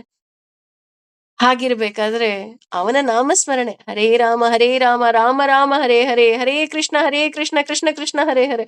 ಯಾರಾದ್ರೂ ನಮ್ಮ ದೇವರ ಬಗ್ಗೆ ಟೀಕೆ ಮಾಡಿದ್ರೆ, ಅಪ್ಪ ಭಗವಂತ ನನ್ನ ಕಿವಿನೂ ಸಹ ಎಲ್ಲಿ ಅಪವಿತ್ರ ಆಗೋಯ್ತೋ ನನ್ನಿಂದ ಕ್ಷಮೆ ಆಗೋಯ್ತಪ್ಪ, ಅವ್ರಿಗೂ ಒಳ್ಳೆ ಬುದ್ಧಿ ಇವತ್ತೆಲ್ಲ ನಾಳೆ ಕೊಡು ಅಂತ ಅವ್ರಿಗೋಸ್ಕರ ನಾವೇ ಪ್ರಾರ್ಥನೆ ಮಾಡ್ಕೊಂಡು ನಾವು ನಮ್ಮ ಏನು ಧಾರ್ಮಿಕ ಕೆಲವು ಆಚರಣೆಗಳಿರುತ್ತೆ ಅದನ್ನ ನಾವು ಮಾಡ್ಲೇಬೇಕಾಗತ್ತೆ. ಹಾಗಾಗಿ ಇಂತಹ ಅಸುರಿ ಗುಣದವರು ಏನ್ ಮಾಡ್ತಿರ್ತಾರೆ ಅಂದ್ರೆ ದೇವರ ಬಗ್ಗೆ ಟೀಕೆಗಳನ್ನ ಮಾಡ್ತಾರೆ ಅಂತ ಇಲ್ಲಿ ಭಗವಂತ ಹೇಳ್ತಾ ಹೋಗ್ತಾನೆ. ಅಷ್ಟೇ ಅಲ್ಲ, ಅವರು ಇನ್ನೂ ಮುಂದುವರೆದು ಹೇಗಿರ್ತಾರಪ್ಪ ಅಂದ್ರೆ ತಾನ್ ಅವರನ್ನು ಅಹಂ ನಾನು ದ್ವಿಪ ದ್ವಿಪತಃ ಅಸೂಯೆ ಪರರಾದ ಕ್ರೂರಾನ್ ದುಷ್ಟರಾದ ಸಂಸಾರೇಶು ಭೌತಿಕ ಅಸ್ತಿತ್ವದ ಸಾಗರದಲ್ಲಿ ನರಧಮನರಾದ ಕ್ಷಿಪಾಮಿ ಹಾಕುತ್ತೇನೆ ಅಜಸ್ರಂ ಎಂದೆಂದಿಗೂ ಅಶುಭಾನ್ ಅಮಂಗಲಕರವಾದ ಆಸುರಿಯ ಏವ ಖಂಡಿತವಾಗಿಯೂ ಯೋನಿಷು ಗರ್ಭದಲ್ಲಿ. ನೋಡಿ, ನಾನು ಈಗ ತಾನೇ ಹೇಳ್ದೆ ನಮ್ಮ ದೇವರುಗಳ ಬಗ್ಗೆ ಅವರು ಟೀಕೆ ಮಾಡ್ತಾರೆ, ಅವರು ಅಸುರಿ ಗುಣದವರು ಅಂತ. ಅವರನ್ನ ಭಗವಂತ ದ್ವೇಷಿಸ್ತಾನಂತೆ. ಹೇಗೆ ದ್ವೇಷಿಸ್ತಾನಪ್ಪ ಅಂತ ಅಂದ್ರೆ ನಾವು ಸಹ ಭಗವಂತನ ಬಗ್ಗೆ ಮಾತಾಡ್ಬೇಕಾದ್ರೆ 100 ಸಲ ಯೋಚನೆ ಮಾಡ್ಬೇಕು. ಯಾಕೆಂದ್ರೆ ಇಂತಹವರನ್ನ ನಾನೂ ಸಹ ಬಿಡೋದಿಲ್ಲ, ನಾನೂ ಸಹ ಅವರನ್ನ ದ್ವೇಷಿಸ್ತೀನಿ. ಹೇಗೆ ಅಂದ್ರೆ ದೇವರ ಬಗ್ಗೆ ಇಲ್ಲ ಸಲ್ಲದ ಹೇಳುವವರನ್ನ ಪದೇ ಪದೇ ಈ ಭೂಮಿಯಲ್ಲಿ ಮತ್ತೆ ಮತ್ತೆ ಹುಟ್ಟೋ ಹಾಗೆ ಮಾಡ್ತೀನಿ. ಸೊ ದಯವಿಟ್ಟು ಈಗ ಯಾರಾದ್ರೂ ಹೋದ್ರು ಅಂದ್ರೆ ಮತ್ತೆ ಹುಟ್ಟಿ ಬಾ ಗೆಳೆಯ ಅಂತ ಬರೀತಿರಲ್ಲ, ಖಂಡಿತ ಬರಿಬೇಡಿ. ಸದ್ಗತಿ ಪ್ರಾಪ್ತಿರಸ್ತು, ಭಗವಂತ ಅವ್ರನ್ನ ಸದ್ಗತಿಗೆ ಸೇರಿಸ್ಕೊಳಪ್ಪ ಅಂತ ಬರಿಬೇಕು. ಯಾಕೆ ಅಂತಂದ್ರೆ ಮತ್ತೆ ಮತ್ತೆ ಹುಟ್ಟಿ ಬಾ ಅಂದ್ರೆ ಇಲ್ಲೇ ನೀನು ಮತ್ತೆ ಮತ್ತೆ ಈ ನರಕದಲ್ಲಿ ಬೀಳ್ತಾ ಇದೀಯಾ ಅಂತ ಅರ್ಥ. ಹಾಗಾಗಿ ತಾಹ ತಾನಹಂ ದ್ವಿಷಸಃ ಕ್ರೂರಾನ್ ಸಂಸಾರೇಶು ನರಾಧಮಾನ್. ಈ ನರಕಕ್ಕೆ ತಳ್ತೀನಿ ನಾನು. ಯಾವ ನರಕ? ಸಂಸಾರ ಅನ್ನೋ ನರಕಕ್ಕೆ ತಳ್ತೀನಿ. ಆ ಸಂಸಾರ ಅನ್ನೋ ನರಕ ಅಂತ ಯಾಕೆ ಹೇಳ್ತಾ ಇದ್ದಾನೆ? ಇಲ್ಲಿ ಏನೆಲ್ಲ ನೋವಿದೆ ಅಲ್ವಾ? ಯಾರೀ ಖುಷಿಯಾಗಿದ್ದಾರೆ? ಯಾರು ಖುಷಿಯಾಗಿಲ್ಲ. ಎಲ್ರು ನೋವಲ್ಲಿ ಬಿದ್ದು ಒದ್ದಾಡೋರೆ, ಶಾರೀರಿಕವಾಗಿ, ಮಾನಸಿಕವಾಗಿ, ಆರ್ಥಿಕವಾಗಿ ಅಲ್ವಾ? ಯಾರಿಗಾದ್ರೂ ಕೇಳಿ ನೀವ್ ಚೆನ್ನಾಗಿದ್ದೀರಾ? ಇದು 3ರಲ್ಲಿ ಏನಾದ್ರೂ ಒಂದ್ ಹೇಳ್ತಾರೆ. ಹಣ ಇಲ್ಲ ಅಂತನೋ, ಪ್ರೀತಿ ಇಲ್ಲ ಅಂತನೋ, ದುಡ್ಡಿಲ್ಲ ಅಂತನೋ, ಕಾಸಿಲ್ಲ ಅಂತನೋ, ಆರೋಗ್ಯ ಇಲ್ಲ ಅಂತನೋ. ಆದ್ರೆ ಇಲ್ಲಿ ಸಂತೋಷ ಸಿಗೋದು ಹೇಗೆ ಅಂತ ಅಂದ್ರೆ ದುಃಖದ ಮುಖವಾಡವನ್ನ ಒಳಗಡೆ ಹೊತ್ಕೊಂಡ್ ಬಂದಿರುತ್ತೆ. ನಾವ್ ಅನ್ಕೊಂತೀವಿ ಅಷ್ಟೇ, ಅಯ್ಯೋ ನಾನು ಇವತ್ ಸೂಪರ್ ಆಗಿದ್ದೀನಿ, ಇವತ್ ನನ್ ಒಡವೆ ತಗೊಂಡೆ. ಒಡವೆ ಕಳೆದೋಗಿದ ತಕ್ಷಣ ಮತ್ತೆ ಅದೇ ದುಃಖ. ಹಾಗೇನೆ ಹೇಗೆ ಬಿಡ್ತಾನಪ್ಪ ಭಗವಂತ ಅಂದ್ರೆ ಕ್ಷಿಪಾಂ ಯಜಸ್ರುಭಾನ್ ಆಸುರೀಂ ಶ್ವೇವ ಯೋನಿಷು. ಅಂದ್ರೆ ಮತ್ತೆ ಮತ್ತೆ ಇವರು ಹುಡ್ತಾರೆ. ಎಲ್ಲಿ ಹುಡ್ತಾರಪ್ಪ ಅಂತ ಅಂದ್ರೆ ಅಸುರೀ ಜನ್ಮದಲ್ಲೇ ಹುಟ್ತಾರೆ. ಅವರನ್ನ ಭಗವಂತ ಮತ್ತೆ ತಳಕ್ಕೆ ದಬ್ತಾ ಹೋಗ್ತಾನೆ.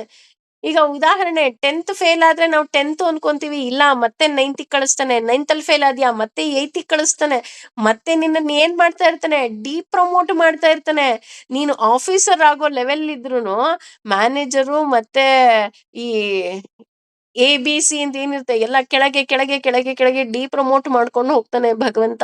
ಯಾಕೆ ಡಿಪ್ರಮೋಟ್ ಮಾಡ್ಕೊಂಡು ಹೋಗ್ತಾನಪ್ಪ ಅಂತ ಅಂದ್ರೆ, ನೀನು ನನ್ನನ್ನ ಟೀಕೆ ಮಾಡ್ತಾ ಇದ್ಯಾ ಅಂದ್ರೆ, ನೀನು ಮತ್ತೆ ಮತ್ತೆ ಕಲಿ ಅಂತ ಕಲಿಸ್ತಾ ಹೋಗ್ತಾನೆ ಭಗವಂತ. ಅವನು ಕಳಿಸೋದು ತಪ್ಪು ಅಂತ ನಾನು ಹೇಳ್ತಿಲ್ಲ. ಆದ್ರೆ ಕಳಿಸೋದ್ರ ಜೊತೆಗೆ ಒಬ್ಬ ನಿಜವಾದ ಭಕ್ತನನ್ನ ಮತ್ತೆ ಭೂಮಿಗೆ ಕಳಿಸಿದ್ರೆ, ಈಗ ನಾವು 10th ಪಾಸ್ ಆಗಿದ್ದೀವಿ ಅಂತ ಅಂದ್ರೆ ಡೈರೆಕ್ಟ್ ಕಾಲೇಜಿಗೆ ಅಡ್ಮಿಷನ್ ಕೊಡ್ತಾ ಹೋಗ್ತಾನೆ. ಆದ್ರೆ ಇಲ್ಲಿ ಅಸುರಿ ಗುಣದವರನ್ನ ಏನ್ ಮಾಡ್ತಾನೆ, ಮತ್ತೆ ಡಿಪ್ರಮೋಟ್ ಮಾಡ್ತಾ ಹೋಗ್ತಾನೆ. ಹಾಗಾಗಿ ನಾವು ಭಗವಂತನಿಗೆ ಇನ್ನಷ್ಟು ಮತ್ತಷ್ಟು ಮಗದಷ್ಟು ಶರಣಾಗ್ತಾ ಹೋಗಬೇಕು ಅಷ್ಟೇ. ಅದು ಮುಂದುವರೆದು ಹೇಳ್ತಾ ಹೋಗ್ತಾನೆ ಭಗವಂತ. ಆಸುರೀಂ ದೈತ್ಯ ಯೋನಿಷು ಜೀವಜಾತಿಯಲ್ಲಿ ಅಪಾನ್ನ ಹೊಂದಿದ ಮೂಢರು ಜನ್ಮ ಜನ್ಮನಿ ಜನ್ಮ ಜನ್ಮಾಂತರಗಳಲ್ಲಿ ಮಾಂ ನನ್ನನ್ನು ಅಪ್ರಾಪ್ತ ಪಡೆಯದೆ ಏವ ಖಂಡಿತವಾಗಿಯೂ ಕೌಂತೆಯ ಕುಂತಿಪುತ್ರನೇ ತಥಾ ಆನಂತರ ಯಾಂತಿ ಹೇಳುತ್ತಾರೆ ಅಧಮಂ ನಿಂದನೀಯವಾದ ಗತಿಗೆ. ಅಂದ್ರೆ ನಾ ಹೇಳದ್ನಲ್ಲ, ನನಗೆ ಅಂತಹವ್ರನ್ನ ನೋಡಿದ್ರೆ ನಿಜಕ್ಕೂ ಸಹ ಪಾಪ ಅಂತಾನೆ ಅನ್ಸುತ್ತೆ. ಯಾಕೆ ಅಂತ ಅಂದ್ರೆ, ಆಸುರಿಂ ಯೋನಿ ಮಾಪನ್ನಾಹ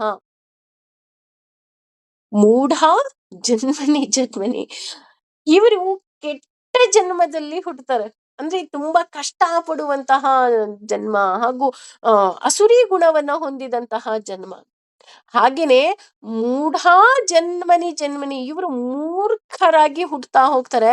ಅದು ಒಂದು ಜನ್ಮದಲ್ಲ, ಪದೇ ಪದೇ ಜನ್ಮದಲ್ಲಿ ಮತ್ತೆ ಮತ್ತೆ ಮತ್ತೆ ಮತ್ತೆ ಮತ್ತೆ ಮತ್ತೆ ಮೂಢರಾಗಿ ಹುಟ್ಟುತ್ತಾರೆ. ಇವರನ್ನ ಯಾರೂ ಸಹ ಉದ್ಧಾರ ಮಾಡೋದಿಕ್ಕೆ ಆಗೋದಿಲ್ಲ. ಅಷ್ಟೇ ಅಲ್ಲ, ಮಾಮ ಪ್ರಾಪ್ತ್ಯೈವ ಕೌಂತೇವ ತಥೋ ಯಾಂತ್ಯ ಧಮಾಂಗತಿ. ಕೌಂತೆಯ, ಕುಂತಿ ಪುತ್ರನೇ, ಅರ್ಜುನನೇ ಕೇಳು.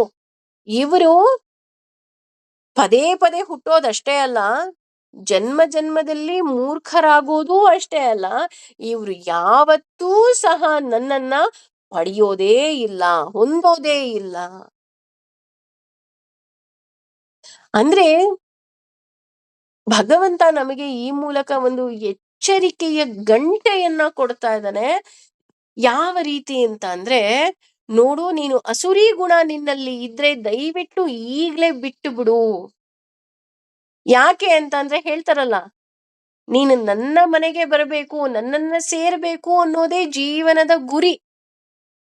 That is our aim. ಒಬ್ಬ ಮನುಷ್ಯನ ಜನ್ಮದಲ್ಲಿ ನಾವು ಹುಟ್ಟಿದೀವಿ ಅಂದ್ರೆ ಅದರ ಮುಖ್ಯ ಗುರಿ ನಾನು ನನ್ನ ಭಗವಂತನನ್ನ ಸೇರ್ಬೇಕು ಅನ್ನೋದು ಹೇಗೆ ಇರುತ್ತೋ, ಆದ್ರೆ ಈ ರೀತಿ ನಾನು ಅಸುರಿ ಗುಣಗಳನ್ನ ಬೆಳೆಸ್ಕೊಂಡಾಗ ಜನ್ಮ ಜನ್ಮದಲ್ಲಿ ಮತ್ತೆ ಮೂರ್ಖರಾಗಿ ಹುಟ್ಟುತ್ತಾ ಹೋಗ್ತೀವಿ. ಅಷ್ಟೇ ಅಲ್ಲ, ನಾನು ಯಾವತ್ತೂ ಸಹ ಭಗವಂತನನ್ನ ಸೇರೋದಕ್ಕೆ ಸಾಧ್ಯನೇ ಇಲ್ವಂತೆ. ಸಾಧ್ಯನೇ ಇಲ್ಲ ಅಂದ್ರೆ ಅರ್ಥ ಏನು? ನೀನು ಮತ್ತೆ ಮತ್ತೆ ಈ ಸಂಸಾರ ಅನ್ನೋ ನರಕಕ್ಕೆ ಬಿದ್ದು ಒದ್ದಾಡ್ತೀಯ ಅಂತ ಹೇಳ್ತಾ ಹೋಗ್ತಾನೆ. ಹಾಗಾಗಿ ನಾವು ಭಗವಂತನನ್ನ ಪಡಿಬೇಕು ಅಂತ ಅಂದ್ರೆ, ಈ ತೋರ್ಪಡಿಕೆ ಹಾಗೂ ಈ ಏನು ನಾವು ಈ ಯಾರೋ ಒಬ್ರು ಹೊಗಳಲಿ ಅಂತನೋ, ಯಾರೋ ಇಷ್ಟಪಡ್ಲಿ ಅಂತನೋ, ಅಥವಾ ನಮ್ಮ ವಾಟ್ಸಪ್ ಸ್ಟೇಟಸ್ಗೋ ಇನ್ಸ್ಟಾಗ್ರಾಮ್ಗೋ ಪೂಜೆ ಮಾಡೋದಲ್ಲ. ಭಕ್ತಿಯಿಂದ ಪೂಜೆ ಮಾಡಿ, ಒಂದೇ ಹೂ ಪೂಜೆ ಮಾಡಿ ಸಾಕು. ಆದ್ರೆ ಭಕ್ತಿಯಿಂದ ಪೂಜೆ ಮಾಡಿ. ಭಗವಂತ ಕೇಳೋದು ಕೇವಲ ನಿಮ್ಮಿಂದ ಭಕ್ತಿ ಅಷ್ಟೇ. ದಾಸರೇ ಹೇಳ್ತಾರೆ, ಕೆರೆಯ ನೀರನ್ನು ಕೆರೆಗೆ ಚೆಲ್ಲಿ ವರವ ಪಡೆದವರಂತೆ ಕಾಣಿರೋ, ಅಲ್ವಾ? ಭಗವಂತ ನೀನೇ ಕೊಟ್ಟಂತ ಹೂವು, ನೀನೇ ಕೊಟ್ಟಂತ ಹಣ್ಣು, ನೀನೇ ಕೊಟ್ಟಂತಹ ಎಲ್ಲವನ್ನ ನಿನಗೆ ಕೊಟ್ಟು, ಅಯ್ಯೋ ನಾನು ನಿನಗೆ ಕೊಟ್ಟಿದ್ದೀನಿ ವರ ಕೊಡೋ ಭಗವಂತ ಅಂತ ಈ ಜನ ಕೇಳ್ತಾರಲ್ಲ, ಏನ್ ಹೇಳ್ಬೇಕು ಅಂತ ಹೇಳ್ತಾ ಹೋಗ್ತಾರೆ ಅಲ್ವಾ? ಹಾಗಿದ್ರೆ ಭಗವಂತನಿಗೆ ನಾವೇನ್ ಕೊಡ್ಬೇಕು? ನಿಷ್ಕಲ್ಮಶವಾದ ಭಕ್ತಿ, ನಿಷ್ಕಾಮವಾದ ಭಕ್ತಿ. ಭಗವಂತ ನಾನು ಈ ವ್ರತ ಮಾಡ್ತಾ ಇದ್ದೀನಿ ನೋಡು, ಏಕಾದಶಿ ವ್ರತ ಮಾಡ್ತಾ ಇದ್ದೀನಿ, 21 ವ್ರತ ಆಗೋಯ್ತು, 22ನೇ ವ್ರತ ಮಾಡೋ ಅಷ್ಟರಲ್ಲಿ ನನಗೆ ಸ್ವಂತ ಮನೆ ಬೇಕು. ನೋ. ಅಥವಾ 22ನೇ ವ್ರತ ಮಾಡೋ ಅಷ್ಟರಲ್ಲಿ ನನ್ನ ಮಗಳು ಮದ್ವೆ ಆಗ್ಬಿಡ್ಬೇಕು. ಇಲ್ಲ ರೀ, ನಿಷ್ಕಾಮವಾಗಿರ್ಬೇಕು. ಭಗವಂತ ನನಗೇನು ಬೇಡ ಕಣಪ್ಪ, ನನಗ್ ಬೇಕಾಗಿರೋದು ಒಂದೇ, ಅದು ನೀನು. ಕೆಲವೊಮ್ಮೆ ಭಗವಂತ ಕೊಡ್ತಾನೆ, ಮನೆ ಕೊಡ್ತಾನೆ, ಆಸ್ತಿ ಕೊಡ್ತಾನೆ, ಅಂತಸ್ತು ಕೊಡ್ತಾನೆ, ಒಳ್ಳೆ ಮಕ್ಳು ಕೊಡ್ತಾನೆ, ಎಲ್ಲವನ್ನ ಕೊಡ್ತಾನೆ. ಯಾಕೆಂದ್ರೆ ನನ್ನನ್ನ ನೀನು ಕೇಳ್ಬೇಡ ಅಂತ. ಆದ್ರೆ ನಾವು ಹಠ ಮಾಡೋ ಮಗು ತರ ಇರ್ಬೇಕು.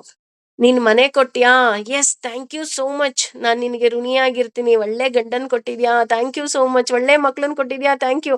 ಆದ್ರೆ ನೋಡು, ನಾನ್ ಹಠಮಾರಿ ಹೆಣ್ಣೆ, ನನಗ್ ಬೇಕಾಗಿರೋದು ಒಂದೇ, ನೀನೇ ಬೇಕು.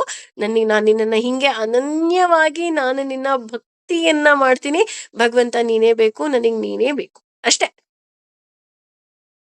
ಒಂದ್ ಮಗು ಇರುತ್ತೆ ನೋಡಿ, ಅದು ಅಳ್ತಾ ಇರುತ್ತೆ, ಅಮ್ಮ ಬೇಕು ಅಮ್ಮ ಬೇಕು. ಐಸ್ ಕ್ರೀಮ್ ಕೊಟ್ಟಿದ ತಕ್ಷಣ ಐಸ್ ಕ್ರೀಮ್ ತಿನ್ನುತ್ತೆ, ಐಸ್ ಕ್ರೀಮ್ ತಿಂದ ತಕ್ಷಣ ಸುಮ್ನೆ ಆಯ್ತಾ? ಅಮ್ಮ ಬೇಕು. ಚಾಕ್ಲೇಟ್ ತಿಂತು, ಅಮ್ಮ ಬೇಕು. ಹೊರಗಡೆ ಕರ್ಕೊಂಡು ಹೋದ್ರು, ಅಮ್ಮ ಬೇಕು. Just like that. ಅಂದ್ರೆ ಭಗವಂತ ಕೊಟ್ಟಿದ್ದಕ್ಕೆ ಅವನಿಗೆ ಕೃತಜ್ಞತೆ ಹೇಳಲೇಬೇಕು. ಯಾಕೆಂದ್ರೆ ನಮಗೆ ಒಳ್ಳೆ ಜನ್ಮವನ್ನ ಕೊಟ್ಟಿದ್ದಾನೆ, ಒಳ್ಳೆ ಮಾನವ ಜನ್ಮವನ್ನ ಕೊಟ್ಟಿದ್ದಾನೆ. ಅವನಿಗೆ ಶರಣಾಗ್ತಾ ಇರ್ಬೇಕು, ಆದ್ರೆ ಹಠ ಅಂತ ಬಿಡಬಾರ್ದು. ಯಾವ ಹಠ? ನೀನೇ ಬೇಕು. ಸೊ ಹೇಗಿದ್ರು ವ್ಯಾಲೆಂಟೈನ್ಸ್ ಡೇ ಬರ್ತಿದೆ ಅಲ್ವಾ? ಯಾರ್ಯಾರಿಗೋ ರೆಡ್ ರೋಸ್ ಕೊಡೋದಲ್ಲ, ಅವನಿಗೆ ರೆಡ್ ರೋಸ್ ಕೊಟ್ಬಿಡೋಣ. ನೋಡು, ನಾನ್ ನಿನ್ನನ್ನೇ ಲವ್ ಮಾಡ್ತಾ ಇರೋದು, ಇನ್ಯಾರನ್ನೋ ನಾನು ನಿನ್ನ ಲವ್ ಮಾಡ್ತಾ ಇಲ್ಲ. ನನಗ್ ನೀನೇ ಬೇಕು, ನನ್ನನ್ನ ನೀನ್ ಕರೆಸ್ಕೋಬೇಕು ಅಷ್ಟೆ. ಯಾಕೆ ಅಂದ್ರೆ ಈ ಭೂಮಿ ಮೇಲೆ ಮತ್ತೆ ಮತ್ತೆ ಹುಟ್ಟಿ ಬರೋದಿಕ್ಕೆ ನನಗ್ ಇಷ್ಟ ಇಲ್ಲ ಭಗವಂತ. ನೀನು ಹುಟ್ಟಿಸಿರೋದೇ ನಿನ್ನನ್ನ ಪಡೆಯೋದಿಕ್ಕೆ, ನಿನ್ನನ್ನ ಸೇರೋದಿಕ್ಕೆ. ಅದು ನನ್ನ ಗುರಿಯಾಗಿದೆ. ಅದಕ್ಕೆ ನೀನೇ ಮಾರ್ಗವನ್ನ ತೋರಿಸ್ತಾ ಇದೀಯ. ಯಾಕೆ ಅಂದ್ರೆ ನಿನ್ನ ನಾಮದ ಅರ್ಥಗಳನ್ನ ತಿಳ್ಕೊಳ್ತಾ ಇದ್ದೀನಿ, ಹಾಗೂ ನಿನ್ನ ಬಗ್ಗೆ ತಿಳ್ಕೊಳ್ತಾ ಇದ್ದೀನಿ. ನನಗ್ ನೀನೇ ಬೇಕು. Just I want you.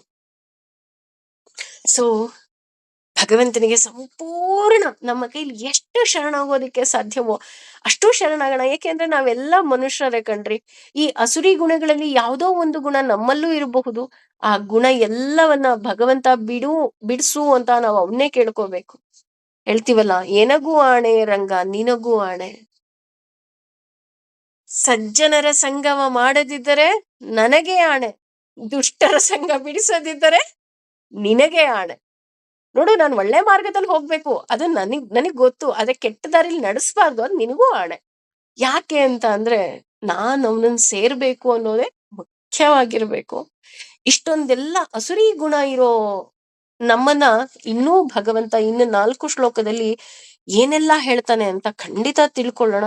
ಸದ್ಯಕ್ಕೆ ಸರ್ವಂ ಶ್ರೀ ಕೃಷ್ಣಾರ್ಪಣಮಸ್ತು. ಸರ್ವೇ ಜನ ಸುಖಿನೋ ಭವಂತು, ಸಮಸ್ತ ಸನ್ಮಂಗಲಾನಿ ಭವಂತು ಅಂತ ಹೇಳೋದ್ರ ಜೊತೆಗೆ ನಾನು ಹೇಳದ್ನಲ್ಲ, ಆ ಗುಲಾಬಿ ಹೂವು ಭಗವಂತನಿಗೆ ಕೊಡಿ ಅಂದ ತಕ್ಷಣ ಯಾವ್ದೋ ಹೊರಗಡೆಯಿಂದ ತರೋ ಗುಲಾಬಿ ಹೂವಲ್ಲ ರೀ. ನಮ್ಮ ಮನಸ್ಸನ್ನ ನಾವು ಶುದ್ಧ ಮಾಡ್ಕೊಂಡು ಅಲ್ಲಿ ಭಕ್ತಿ ಅನ್ನೋ ಗುಲಾಬಿ ಗಿಡವನ್ನ ನೆಡೋಣ. ಯಾಕೆ ಅಂದ್ರೆ ಅದರಲ್ಲಿ ಬಿಡುವಂತಹ ಆ ಕೆಂಪು ಗುಲಾಬಿ ಭಕ್ತಿ ಅನ್ನೋ ಹೂವನ್ನ ಭಗವಂತನಿಗೆ ಅರ್ಪಿಸೋಣ. ಯಾಕೆ ಅಂದ್ರೆ ನನ್ನ ಮನಸ್ಸನ್ನ ಕದಿಯೋಕೆ ಅರ್ಹತೆ ಇರೋದು ಅವನು ಒಬ್ಬನಿಗೆ ಅಲ್ವಾ? ಸಂಪೂರ್ಣವಾಗಿ ಅವನು ಆ ಮನಸ್ಸಲ್ಲಿ ಕುತ್ಕೋಬೇಕು, ಹಾಗೂ ಅವನಿಗೆ ಆ ಹೇಳ್ತಾರಲ್ಲ, ಅವನಿಗೆ ಅಧಿಕಾರ ಇರೋದು ಅಂತ. ಹಾಗಾಗಿ ನಮ್ಮೆಲ್ಲರನ್ನ ಕಾಪಾಡೋ ಹೊಣೆಗಾರಿಕೆ ಇರೋದು ಅವನು ಒಬ್ಬನಿಗೆ. ಅವನಿಗೆ ಕಂಪ್ಲೀಟ್ ಸರೆಂಡರ್ ಆಗೋಣ. ಪದೇ ಪದೇ ಇದೆಲ್ಲವುದೂ ಸಹ ಕ್ಲಾಸಲ್ಲಿ ರಿಪೀಟೇ ಆಗ್ತಾ ಇರುತ್ತೆ. ಯಾಕೆ ಅಂತ ಅಂದ್ರೆ ನಾನು ಹೇಳದ್ನಲ್ಲ, ನಮ್ಮ ಮನಸ್ಸು ಬುದ್ಧಿ ಇರೋದಿಲ್ಲ. ಕೇಳಿಸ್ಕೊಂಡಿದ ತಕ್ಷಣ ಎಸ್ ಅನ್ನತ್ತೆ, ಆಮೇಲೆ ಮರ್ತು ಬಿಡ್ತೀವಿ. ಅದಕ್ಕೆ ಪದೇ ಪದೇ ಅದನ್ನ ಜ್ಞಾಪಿಸ್ತಾ ಇರೋಣ. ಹಾಗೆ ನಮ್ಮ ಮನಸ್ಸನ್ನ ಭಗವಂತನಿಗೆ ಅರ್ಪಿಸೋಣ. ಸರ್ವಂ ಶ್ರೀ ಕೃಷ್ಣಾರ್ಪಣಮಸ್ತು. ಸರ್ವೇ ಜನ ಸುಖಿನೋ ಭವಂತು, ಸಮಸ್ತ ಸನ್ಮಂಗಲಾನಿ ಭವಂತು.